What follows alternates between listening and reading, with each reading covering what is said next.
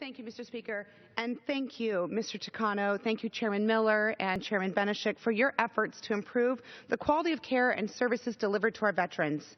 The Benishek-Sinema Amendment is a common-sense amendment that will bring accountability to the Department of Veterans Affairs.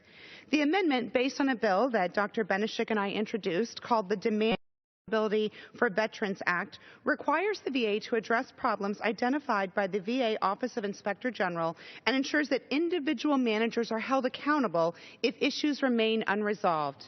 Our amendment requires that in each covered VA Inspector General report, the Secretary of the VA assigns specific managers who will be responsible for fixing specific problems identified within the IG report.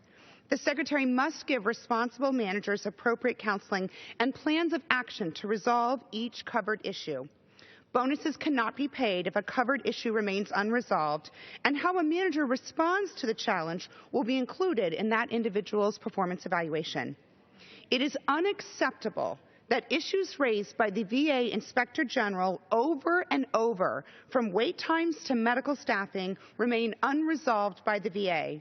This amendment will hold the VA Secretary and senior management accountable for ensuring these warnings are not ignored again.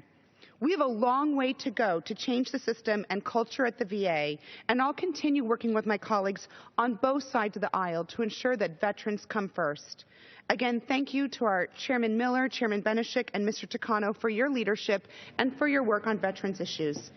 Thank you, especially Mr. Benishek, for your thoughtful bipartisan approach to this amendment. I yield back. The question is on the amendment offered by the gentleman from Michigan. Those in favor say aye. Those opposed say no. In the opinion of the chair, the ayes have it. The amendment is agreed to.